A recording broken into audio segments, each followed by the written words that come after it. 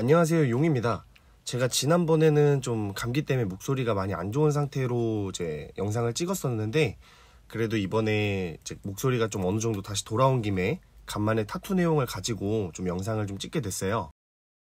제목 그대로 왜 타투 실력이 늘려면 드로잉 연습은 필수냐고 말씀드리냐면, 지금 제가 말씀드리는 드로잉 연습이 이제 단순히 이제 종이장이나 패드에 그림 그리는 그런 드로잉을 말씀드리는 게 아니라, 실제 사람 피부 모양에 따라서 이제 펜으로 그려보는 드로잉 연습을 말씀드리는 건데, 사람 피부에 펜으로 드로잉 연습? 그러니까 타투를 직접적으로 배워본 적이 없거나 타투를 잘 모르는 분들 입장에선 조금 생소하게 들리실 수 있을 거예요.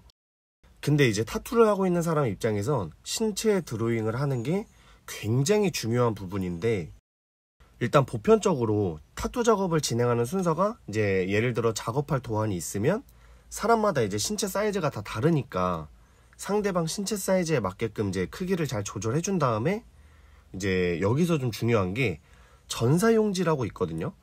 대충 사람 몸에 이제 판박이처럼 찍을 수 있는 그런 종인데, 그 종이를 이용해서 이제 시술할 부위에다가 판박이처럼 찍고, 그다음에 판박이처럼 찍은 그 전사 그림을 참고해서 이제 타투 시술을 진행을 하는 방식이에요, 기본적으로.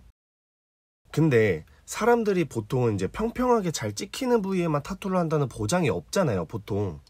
뭐 예를 들어 팔꿈치 쪽이 될 수도 있고, 어깨에서 이제 쇄골 쪽으로 넘어가는 그런 부위가 될 수도 있고, 아니면 상황에 따라서 이제 더 까다로운 부위들을 작업해야 될 때가 있을 거 아니에요. 그러면 여기서 그림이 그나마 작은 사이즈라면 모를까? 최소한 손 크기 이상의 크기가 돼버리면 이게 부위에 따라서 잘 안 찍히는 부분이 생길 수밖에 없거든요. 이걸 이제 우리 타투이스트들은 보통 씹혔다고 얘기를 하는데, 아까 말씀드린 팔꿈치 같은 곳으로 좀 예를 들어드리면, 우리가 팔을 펴봤을 때 이제 팔꿈치는 이제 주름도 많고 뼈랑 뼈가 맞닿는 곳이다 보니까 뼈 때문에 이제 볼록하게 튀어나온 것도 있고, 그다음에 움푹 들어간 부분도 있잖아요.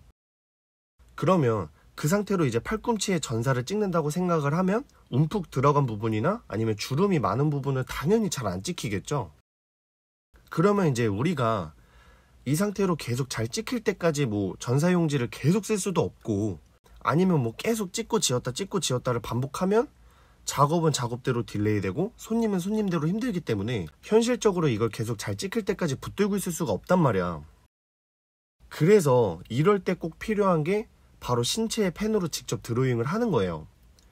전사 용지로 찍었을 때 씹히는 부분들만큼이라도 이제 내가 바로바로 드로잉을 해서 신체 모양에 맞게 수정할 줄 알아야 작업 시간도 줄이면서 보다 좋은 퀄리티의 작업물을 만들 수 있기 때문에 이게 정말 중요한 부분이에요.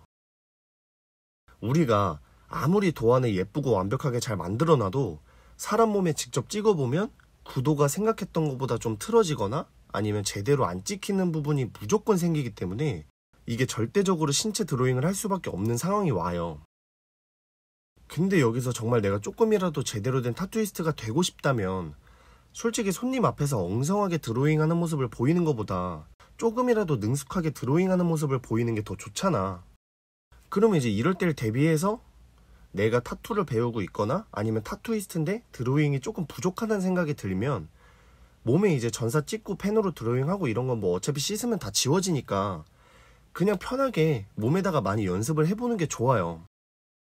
뭐 내가 수강을 하고 있다면 그거 선생님한테 뭐 부탁드려서 이제 선생님한테 연습을 해보던지, 아니면 뭐 다른 수강생이 있다면 뭐 수강생들끼리라든지, 만약 수강 없이 독학이라면 뭐 친구한테 밥 한 끼 사주고 뭐 연습하는데 좀 부탁을 해도 되는 거잖아요.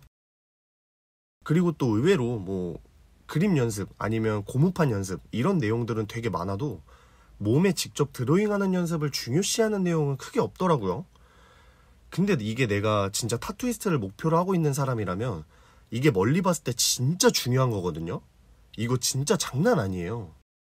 나중에 막 손님 몸에 전사 찍었는데 막 다 안 찍혀서 씹히고, 아니면 막 작업하다가 손님 체질 때문에 중간에 전사 찍은 게 막 다 지워져 갖고 이럴 때 막 대충이라도 막 드로잉을 할 줄 몰라. 그러면 진짜 이거 멘탈 진짜 나가요. 엄청나게 많이 나가요, 멘탈이. 뭐 이제 와서 중간에 다시 찍을 수도 없고.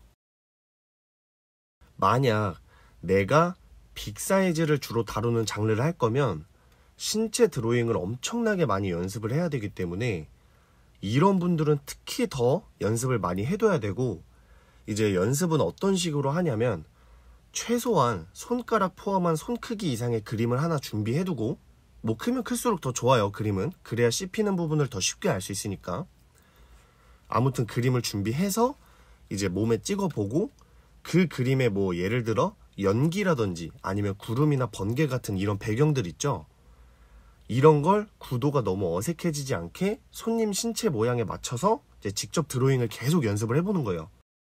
그리고 전사가 씹혔던 부분이 있었다면 뭐 그 부분이 잘 이어지게 이제 그 씹힌 부분들 다 잘 그려주고, 이런 식으로만 계속 반복해서 이 그림도 해보고 저 그림도 그려보고 이 배경 저 배경 다 드로잉을 직접 해보면 드로잉은 무조건 늘 수밖에 없어요. 그래서 이런 식으로 연습하는 게 정말 중요하고, 어차피 펜으로만 직접 그려보는 거니까 어차피 뭐 손님 몸에 바로 타투 시술하라는 것도 아니잖아요. 그냥 찍고 그리고 지우고 찍고 그리고 지우고만 몇 번 해보면 되는 거니까 뭐 너무 어렵게 생각하실 필요 없고, 드로잉도 어차피 여러 부위 많이 경험해보고 많이 그려본 애들이 자연스럽게 잘하는 거라서, 타투 실력도 늘리고 퀄리티를 정말 높이고 싶다면 다시 한번 말씀드리지만 이 신체 드로잉 정말 중요한 부분이에요. 단순히 그림 연습, 고무판 연습만 할 게 아니라, 뭐 물론 이것도 중요하죠. 근데 꼭 이것만이 아니라 이제 신체 드로잉도 꼭 병행해서 연습은 해두시라 이 말입니다. 그리고 또 혹시나 해서 말씀드리는 건데, 뭐 엄청 독성이 강한 그런 펜만 아니면 솔직히 몸에 잠깐 그렸다가 지우는 정도는 보통 크게 문제가 없어요. 근데 그래도 혹시 또 뭐 불안하시면 인터넷에 요즘은 시술용 펜만 검색을 해도 이제 인체용 마킹 펜이나 이런 게 되게 다양하게 많이 나오니까 잘 확인해서 그런 거 이용하시면 될 것 같고, 색상 같은 경우는 여러 개를 구비해 두는 게 좋아요. 왜냐면 실제 작업 때도 배경에 따라서 계속 덧대고 표시를 하는 경우가 되게 많아서 색상이 여러 개가 있으면 좀 효율적으로 표시가 가능합니다. 그래서 이 부분 잘 참고하셔서 내가 타투이스트가 목표이신 분들이나 아니면 타투 쪽에 이미 종사를 하고 계신 분들이 타투를 하시는 데에 조금은 도움이 되셨으면 좋겠습니다. 그리고 또 요즘은 환절기니까 감기 조심하시고요. 알겠죠?